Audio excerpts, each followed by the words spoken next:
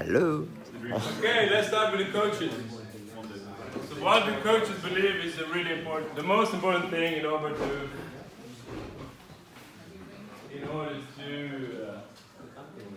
maximize player development. Coaches.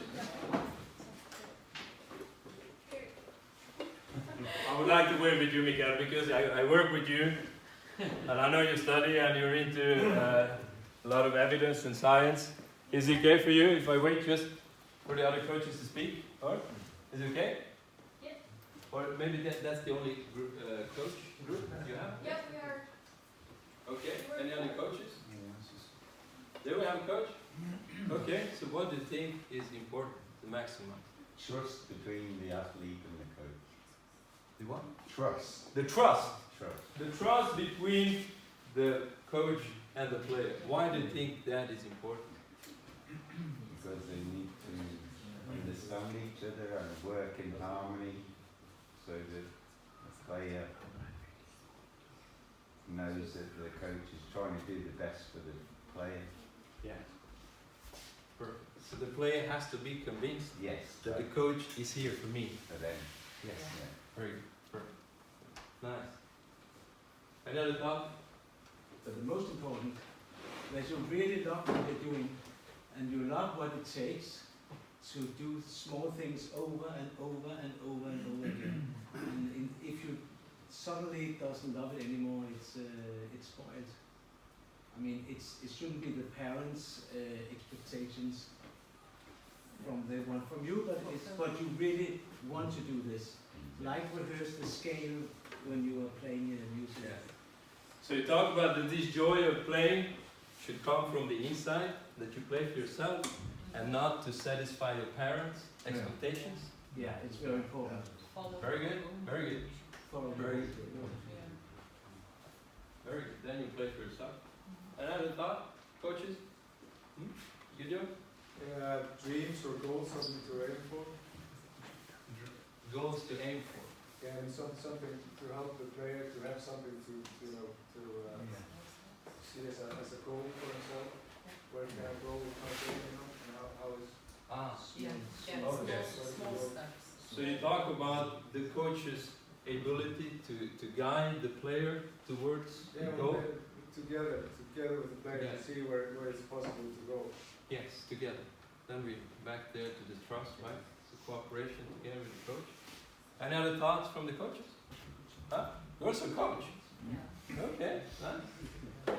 So in Germany they say you need a whole town to raise a child, and I think to maximize the player's development you need a lot of different kind of players to have this place to play against each other, and everyone has their own style of playing. Wow. Did you hear that? No. It takes a town to raise a child, and you need a lot of different kinds of players, right? The culture, yeah. Very nice. So you talk about more as a culture, more community, helping, development. That's very interesting. Okay. Parents. No parents? I'm a parent. 2 children, 2 girls. Okay.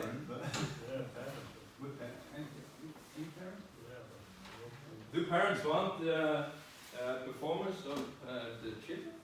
Yeah. Do they want that? Yes, we want, of course. We want them to do well in school and in sport. Yes. Yeah. Well, I just mentioned about some of the work that Carol Dweck does with growth mindsets and fixed mindsets. Oh, Carol Dweck. So you have, obviously, a child with a fixed mindset, they're told how talented they are by the parents. They're told that, this talent is God-given or whatever, and when they come up against obstacles, they haven't got the growth mindset that allows them to do the work. So what happens then is they avoid those situations, and a lot of those kids are lost to sport. Whereas a child who's told how good it is to work hard and enjoy it and seek out challenge, and the measurement is the growth, Okay. then they can go anywhere. Okay. So you say that a growth mindset is necessary. It's crucial. Yeah. How does this relate to parenting? Because obviously if the parents tell their children how talented they are all the time, whereas if they praise them by how hard they work, that's the key to progress. I mean, to me, the best example is Nick Kyrgios, the tennis player. He's got an absolute fixed mindset. I could have won, but I went to the pub instead. That's Exactly. And very much of these values that children have, what they do and what they don't do, is coming from the parents. And the other is Björn Borg. Okay, thank you very much. Yeah. Any other thoughts from the parents? Yeah. You would like to share something? Yeah, I found it difficult when my son was chosen for the national team for rowing to intervene with his studies. I was like, what's it gonna be? Yeah. So I was divided into, I wanted for him, of course, to chase his dream, but I also wanted him to finish his school. So that was a difficult part. You wanted him to finish school first Yeah. before, okay.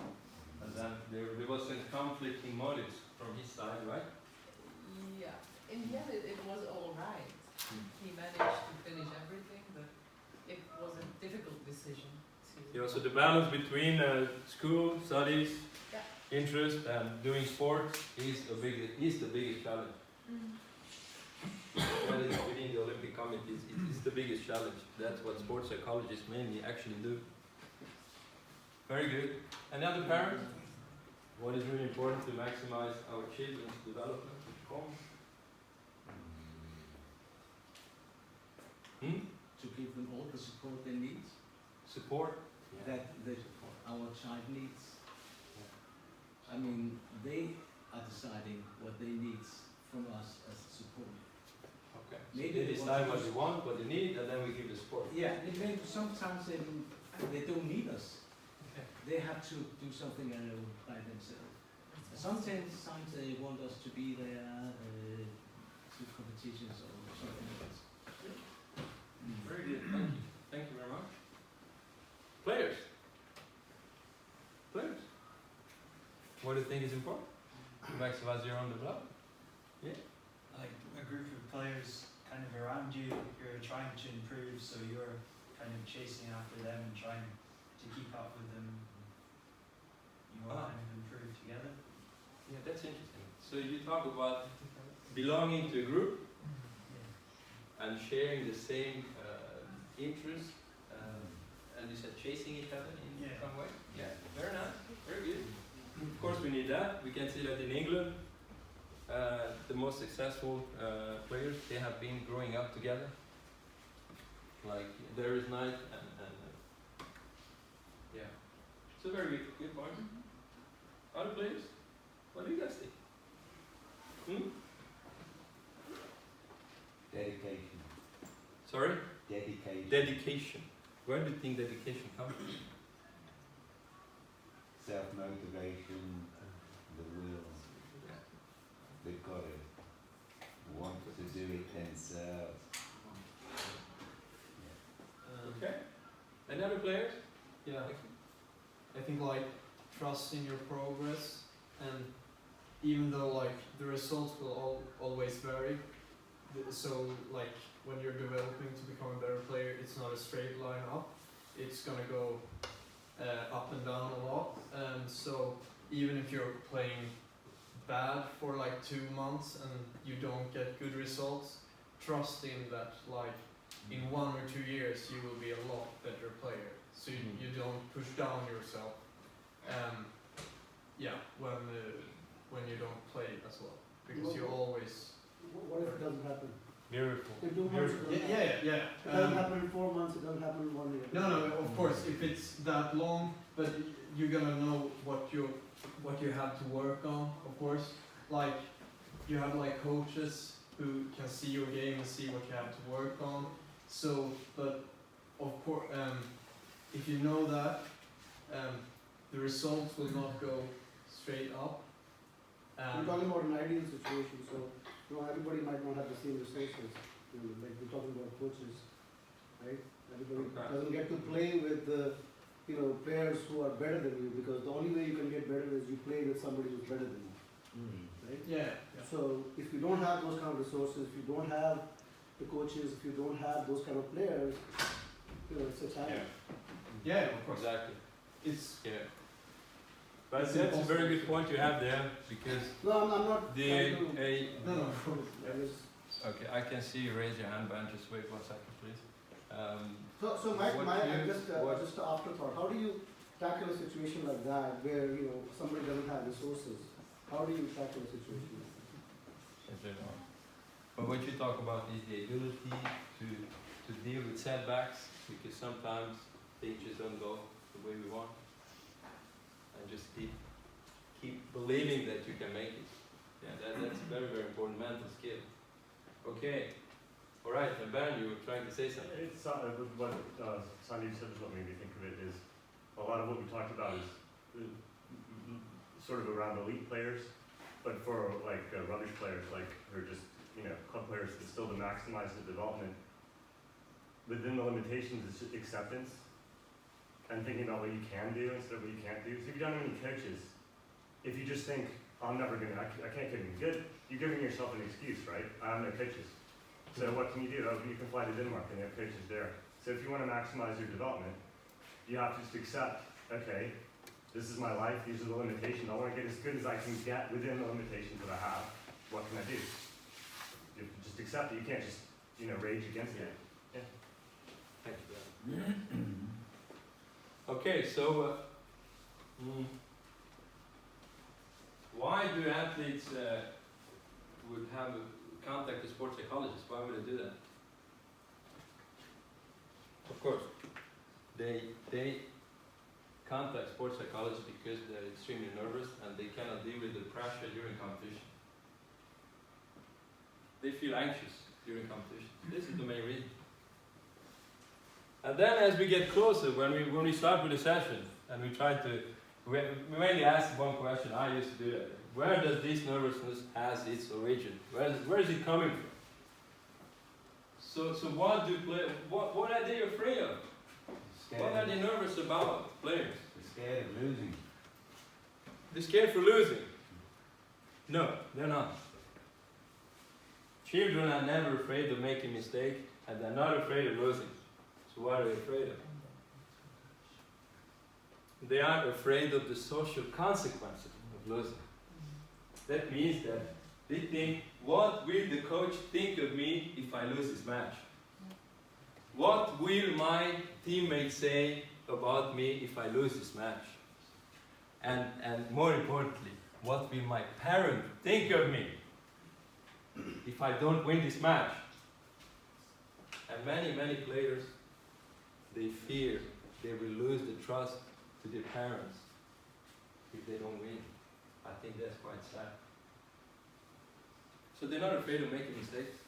They're not. Okay? Thanks for the discussion and sharing thoughts. My assumptions.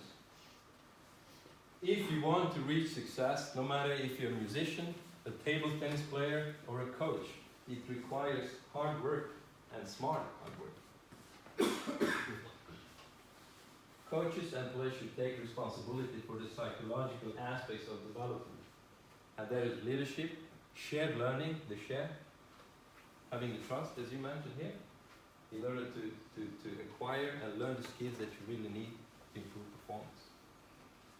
Now, my experience, as I told you, many players, they never make it to the top because they practice the wrong way. They never really have this dialogue, which we try to create here on the camp. They never really agree. But players, players are down here, and coaches up here. They don't really open up to tell coach, I don't agree with you. Because in that case, I think coaches should be a lot more grateful and say, wow, thank you. Now, we can start to talk about what you believe is really important, and maybe we can agree. Okay? And this is a psychological responsibility I think coaches should take. Children cannot take social responsibilities. So the relationship is always is up to the coach and the parent.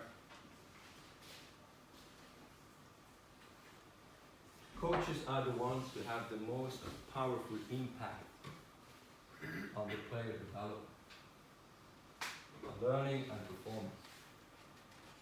They are the catalysts of relationships. If you cannot build a good relationship with the player, it doesn't matter how many years you have been a coach. It doesn't matter if you are a world champion. They will not listen. Players care only about one thing. It's not about your CV. They only care about how can you help me to improve my performance right now. And believe it or not, many children, they stop playing table tennis because coaches fail to help them to improve their skills and performance. In Sweden, we talk about many times that, children, they stop playing table tennis because they don't feel included in the environment, and they don't have friends.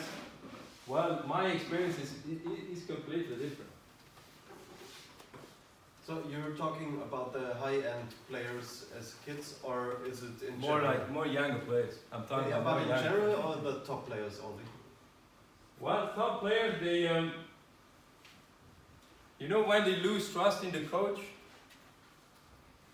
We will get another one. they, you know, when they're afraid of the coach. Can you imagine playing a match, a table tennis match, and you have a coach you don't like, and you know, I'm playing really bad the first set now, and I'm about to approach my coach who's gonna coach me now, you know, and he's gonna give me this and that advice, and I'm sure he will not hear what I tell him. He was gonna just give me a lot of advice. So I don't trust my coach, you know. Then these players normally perform bad and then finally they stop.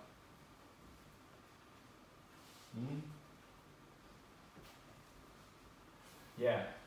Setbacks, as you mentioned. Setbacks, doubts, self-doubts and anxiety is just a natural part of performance. In table tennis, in music, in school. If you want to become good at something, you have to deal with that. It's there. You have to accept that you will get nervous. Even though you have a presentation, you get a little bit nervous. And that's because of the ambition. Feeling safe outside of sports is a key condition in order to reach success. You have to have a balanced and meaningful lifestyle. You cannot put everything into one thing and expect that this is going to be good. I never ever recommend a player to only play table tennis. Quite interesting that after the Olympics in Rio, the Danish Olympic Committee, they made a study and they realized that up to 80% of all those who took a medal, they were either working besides or studying half-time. I think this is interesting because we all have some assumptions. We believe that everybody's full-time and just practicing from morning to evening. No. They do a lot of other things. And what is mental strength? What is mental strength? Mental strength is about acting in line with your own values. The values. Making lasting changes and dealing with success and failure is a matter of choice. Believe it or not, making success is not about making very, very big choices. But it's about choices like this. Okay, now it's my phone is ringing now. It's in the morning. I should get up now. It's 7 o'clock. Shall I get up now, or shall I just go up 30 minutes later? You have a choice. Shall I eat porridge to breakfast, or shall I eat a bread with Nugatti? That's also a choice you make, right? Okay, I decided yesterday that I will go running this morning, but now it's raining. So what do? You go out and run, or you just lay in your bed or play video games. That's actually very closely related to values. This is actually what I learned based on those 2,000 sessions that I had. That elite athletes, they have very strong values. And they follow them. This is what I want to do, and this is what I don't want to do.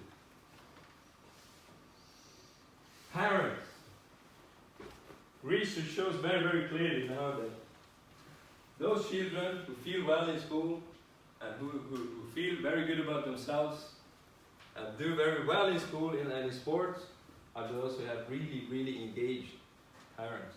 So they are very engaged in the life of the children.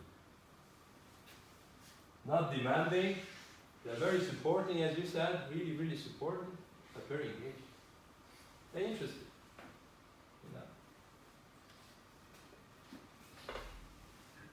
Of course, the club's visions and the club's values have a very, very strong impact on the members. It affects coaches, it affects parents, and all the players. Yeah, and as you mentioned here, lasting changes require solid relationships based on trust. Players have to be convinced that you want their best. And many times players are not convinced.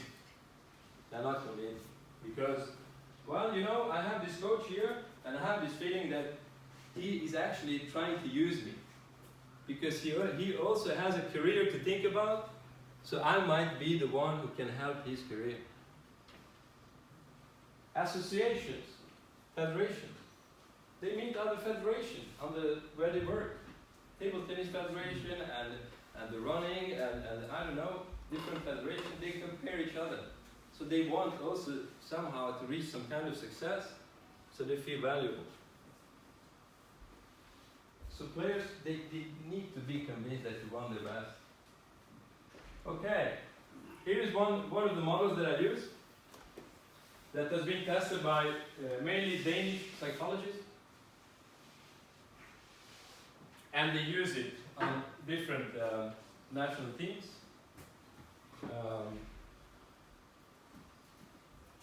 I really like this model because, as you can see, the triangle that represents the player, the athlete. With the personality and the life as an elite athlete and the life skills, and the mental wheel is, you know, the wheel in the middle. And outside the triangle, you can see like the non-sporting environment, like education and job. And then you also have family, the friends. And on the other side, you have like the training and competition and coach. And basically what you see outside of the triangle is relationships. So players who are in conflict with their parents, they will never make it. Never. No chance.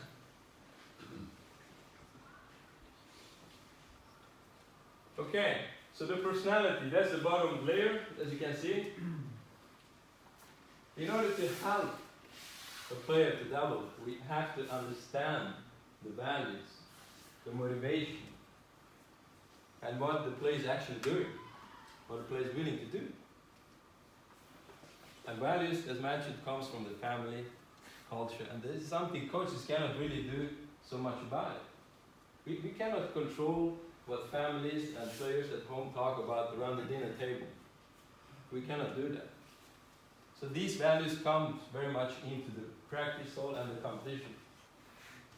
But okay, so this layer consists of self-worth. That is pretty much the same as self-esteem. The self-esteem is about that the player can appreciate and accept him or herself the way she is. That means that as a player, your self-worth should never depend on performance. You are not your performance. It's something you do, but it's not you. If you are too desperate to win, it's really, really hard to make it. You're going to have a lot of pressure, and then it's psychological unhealthy.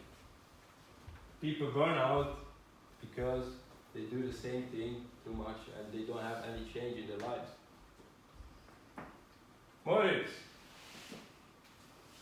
I have a strong motivation to succeed in table tennis and I am willing to invest time and energy to become the best of my ability. The best of my ability. That does not mean that my motivation is to beat everyone.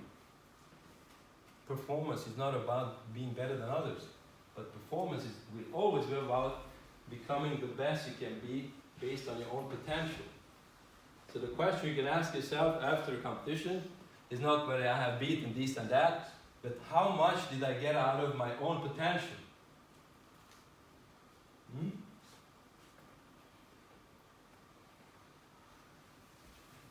I make active choices and my actions reflect the core of who I am and what I want to become.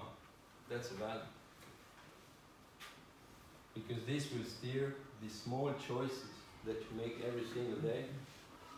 When should I go to bed? How much should I be on Facebook? 4 or 5 hours or more? So it's simply where do you invest time. The typical behavior is that you know what you want and you're willing to do your best. You're actually active. You're doing what you should do.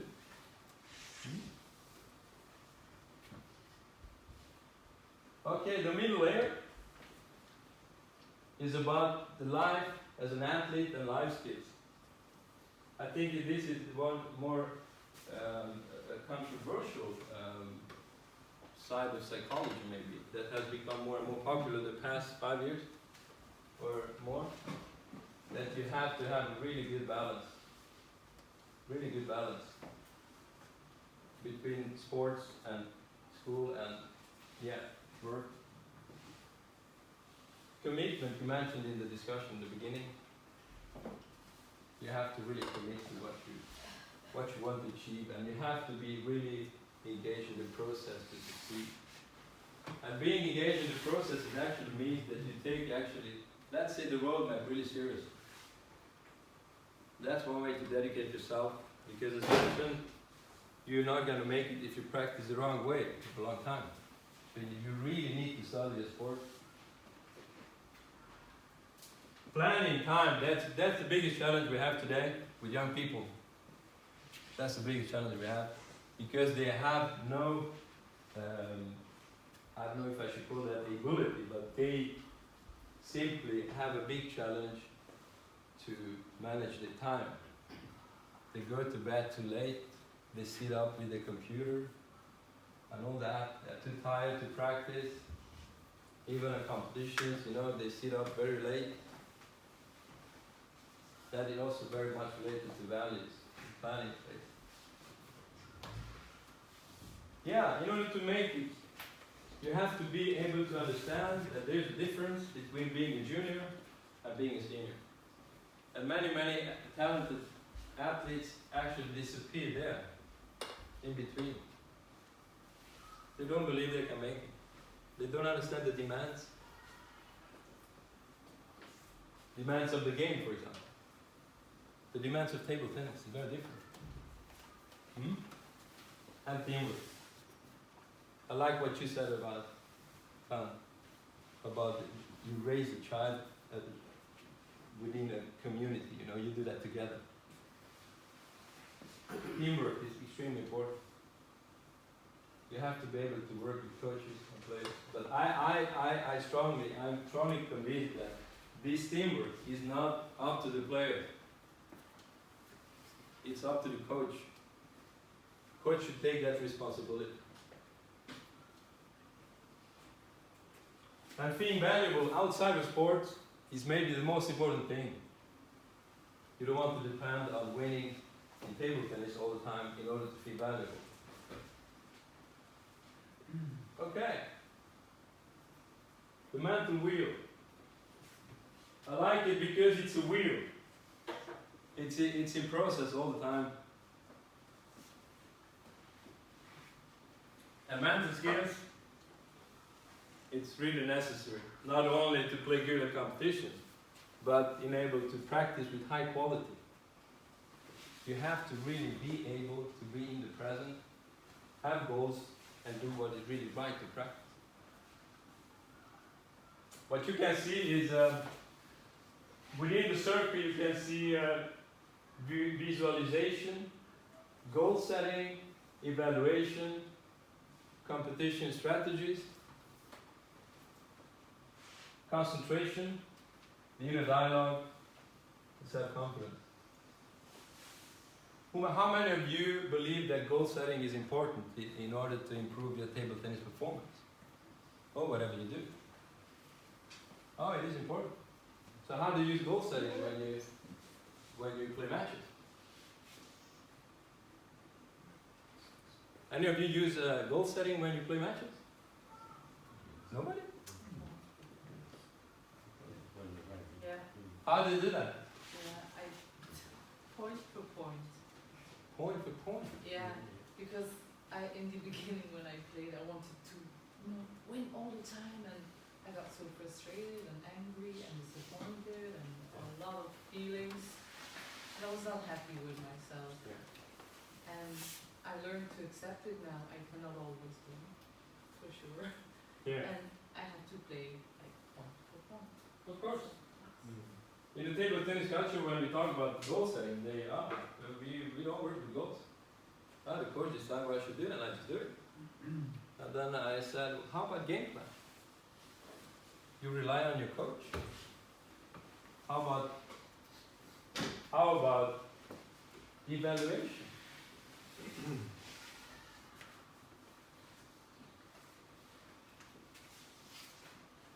So how do we evaluate when we play matches?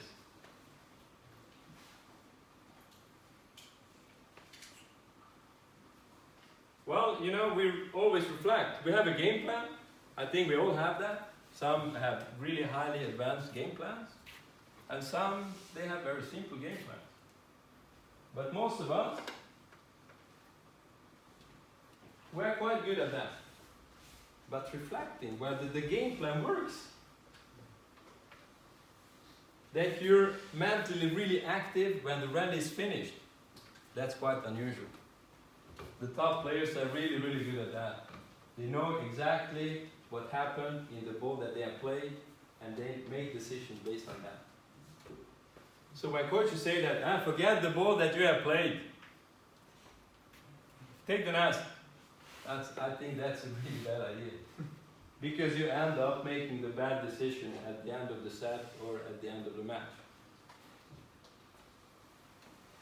You see, so you have to really understand what happened in the ball that you have just been playing in order to make the right decision in the next.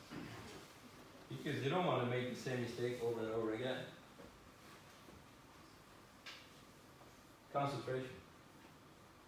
How many of you have been sitting at home and reading a book and you just realize, oh shit, I'm completely gone in my head, and then you end up reading the same page over and over again? That's concentration. Being able to steer your focus is really, really important. How about you get distracted when, let's say, when your father or your mother is sitting at the gallery and watching a match, and you cannot just take that away? It's come into your mind all the time. Does it happen? Happen to you? You get really distracted? Or the light, or whatever.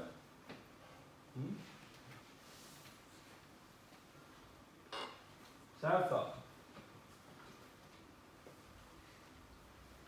I've been working with children also. I've been working with children who have had really, really tough with the parents. And they told me that, you know, I can hear this voice in my head so loud, shouting and screaming. And this is why I get so angry.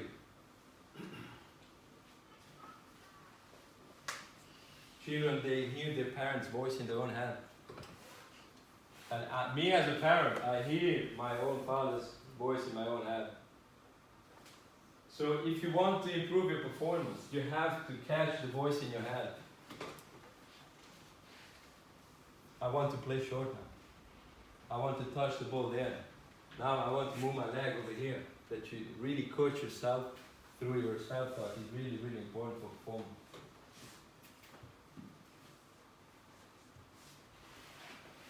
Yeah, self-confidence.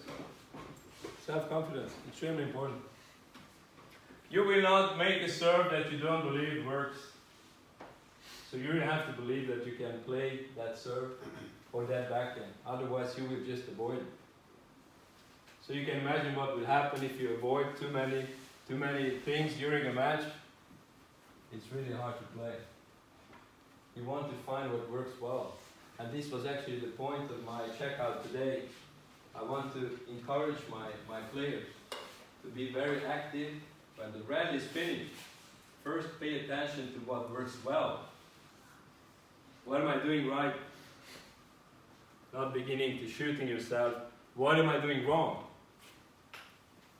And some of the players, when we did the roadmap, I asked, okay, so when you see yourself playing, what is it you see? Far too many players, they see the negative things. What is my problem? What am I doing wrong? So imagine playing a match when your mind goes like that. What am I doing wrong? No. What am I doing wrong? From the beginning of the match until the end, you're eating yourself out from the inside. You will not have any confidence or faith in what you're doing.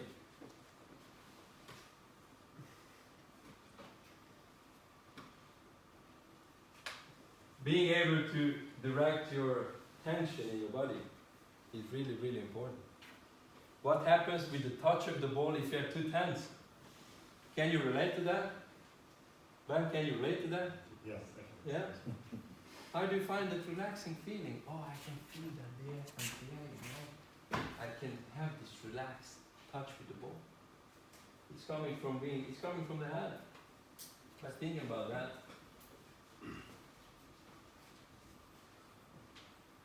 Yeah. Picturing yourself succeeding with a serve or whatever before you actually do it. That is imagery, visualization. I know that players who cannot see how the ball rotates in their own head, they cannot play against defense. They cannot play against the pimples. It's impossible. Because they make a serve like that with backspin, you know, and here comes this guy with the pimples, and then in the next ball you go under and you play high like that, and then you get angry, what the fuck is going on? So, you see? So you have to reflect, well, why does the ball go up? How can I see the spin, you know, rotating in my own head? So when you know that, then you know what's going to come. I think this is a very important skill.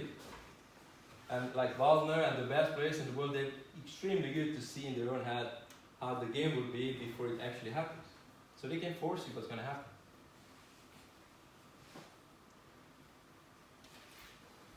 Competition strategies.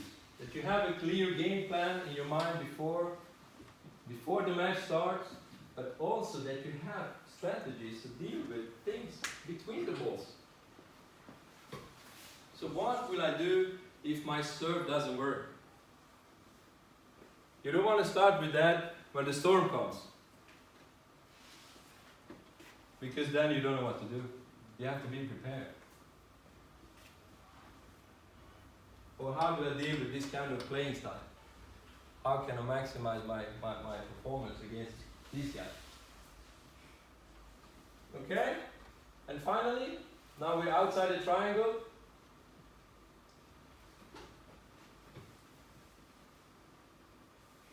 Yeah. If you want to understand the athlete, especially young athletes, then we have to understand that they have relationships with their parents, with other people around, both inside and outside sports. If you don't understand that, we cannot succeed with a player. This is also one of the main messages from the Olympic committees. We have to understand the relationships of the player. Why is that important? Well, if a young girl is really scared of her father, what can a coach do? Well, she cannot play well. She's afraid all the time.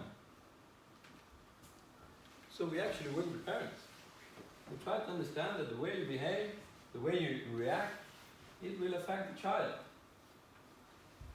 For instance, yeah, I mentioned now quite a few times, the trusting relationship is really key. And this is something that the biggest study about performance is not inside sports. It's inside education. And this is the philosophy that this camp is built on. 300 million students. 300 million students were part of this huge project that John Hattie did from New Zealand. And he found out that besides that you have to make learning visible, he also said that the teacher has the most powerful impact on student performance. But he also found out that teachers who have very like in English, ämneskompetens, Mikaela, vad är det? Subject. Teachers who have really high competence in subject. There was no relationship between that skill and how good the student is performing. But relationship in itself had a really powerful impact. Yeah, parents play a major role. And this is the one area that has been extremely neglected in sports psychology. It is now the past years that now we began to pay attention to that.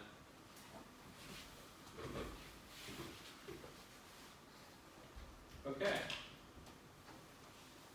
I have to look at my watch. I would like to finish with a few slides about mind frame, about leadership. You can relate it to your parenting, you can relate it to your teaching, if you do teaching, or your coaching. I believe it is not possible to build a culture without the leaders. It's not possible. And they have extreme impact, and the relationship they build around them is actually the key condition for a culture. Do you have any questions regarding the model that I talked about, the relationships outside the triangle, and then the mental wheel, and balancing life with school and playing your sports? Maybe too much information, but yeah. How do you manage a situation where you're building a team and there's just 4 places, but you've got 8 players that are all of similar, they beat each other?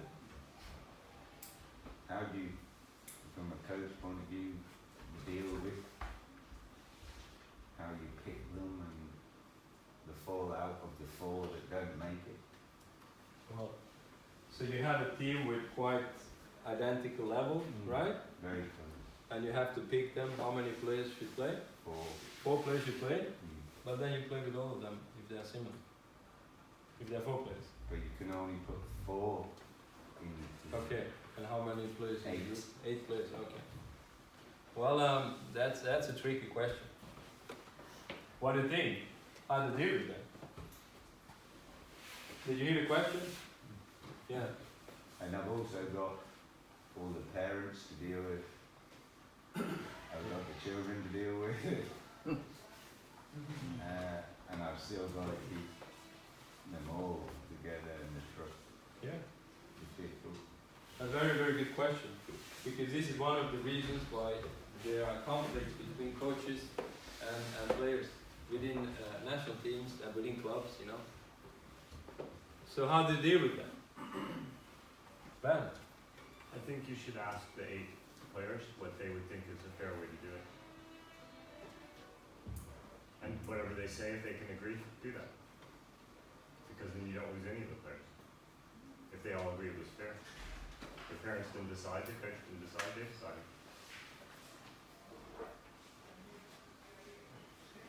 The most important thing is not to lose any of your players. It's not to pick the best 4, it's to keep the whole 8. But then you go back to that fear of not, it's a bit like they're not losing, but it's the social aspect of one of them or any of them saying, I should be in the team, you should. Yeah.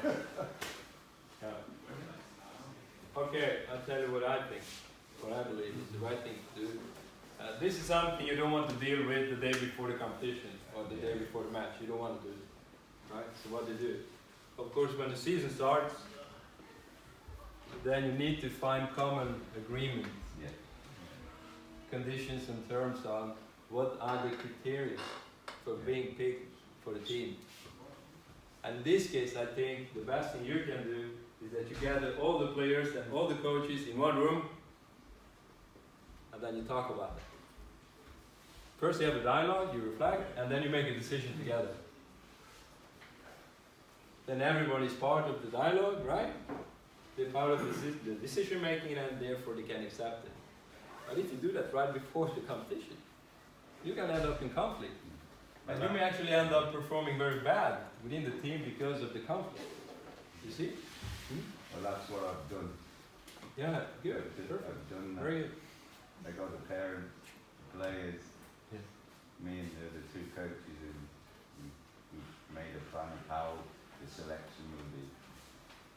And then if we progress halfway through, we have another selection. So that's a very good idea.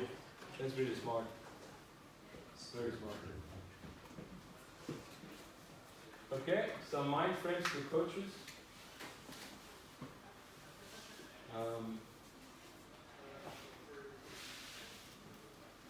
I'm not sure if we are really good enough at this. I got really sad today because one player came to me and said, you know, I am not so sure if coaches really evaluate the impact they have on the players.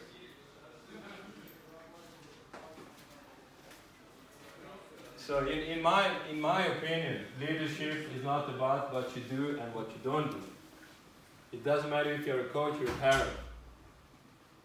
But it's about what kind of impact that has on my child. How will this affect the player? If I say this, or if I don't say this, or if we practice this way. So I think coaches should be a lot more concerned about the impact. Am I helping the player or not? Have you ever thought about that many times when players they play matches, they actually win a match because they ignore what the coach says. They ignore it.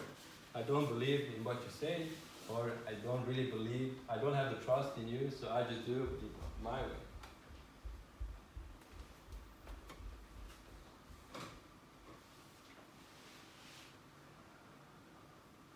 And this is my main message for the coaches. I want you to understand, and I want you to think in terms of impact, and that you're a change agent. The worst thing that players know about leadership and coaching is that passive coaches. They just sit and watch, the practice like this, and never say anything, just walk around, even though the players are doing really good things and perform very well, they just walk around, be quiet.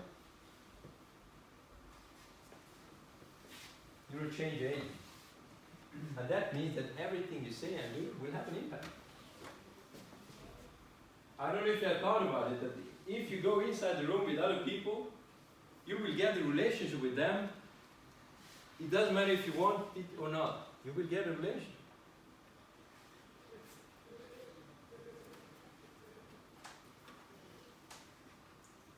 Yeah. Coaches need to talk about what is necessary to improve. They need to talk about that. And hopefully they can agree what is really important. But if they cannot do it, they will just work alone in their own corners. And they do their thing with the players, and the other is doing the same, and they end up in conflict.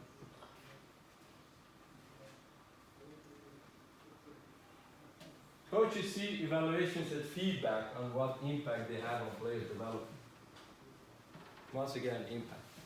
And this is what John Hattie, that was one of his main conclusions with 300 million students. Teachers should be very, very good at evaluating what the impact have on the students. The dialogue, I listen carefully before I respond. I listen carefully. Well, so why would coaches listen? Why would coaches listen to the player, to the child? Can you imagine? Why would they not? Why would they not? Why would they not? You can't help anyone with any problem if you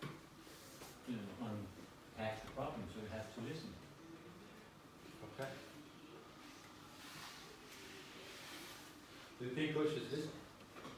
I think they should.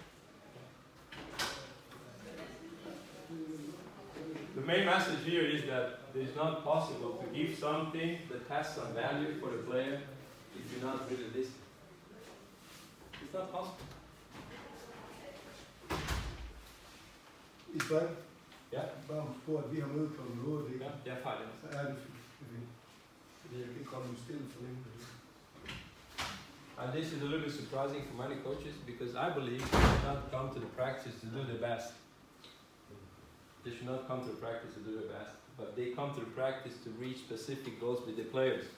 That's completely different. It's not enough just to come there and do your best, but it has to have some meaning so that you develop performance.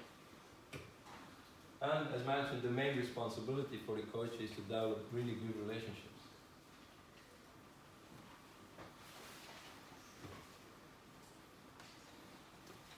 And you have to talk about table tennis. You have to have this table tennis language.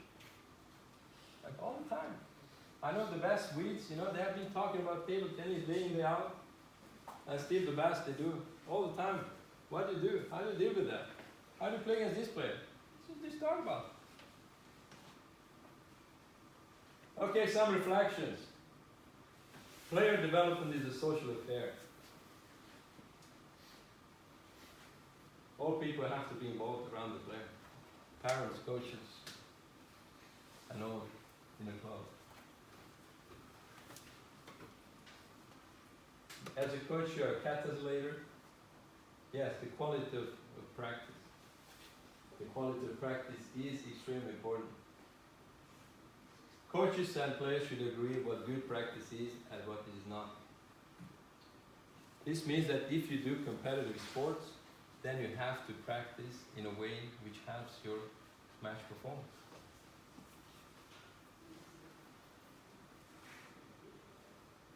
And good coaches, they engage in all players. All players, not only those who are quite good now and they ignore those who don't have that talent. They believe everybody has some kind of talent, you just need to find it together. And coaches and players give each other constant feedback. They're very active, both sides are very active. This is very important.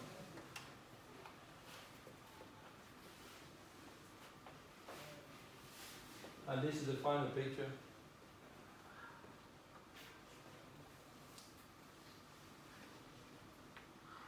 When teachers become learners of their own teaching and when students become their own teachers. We want players to be able to coach themselves when they play. Because when the rally starts, there's nothing you can do as a coach. You're alone. You have to take your own decisions. You have to use your own perception. And that's it. Thank you very much.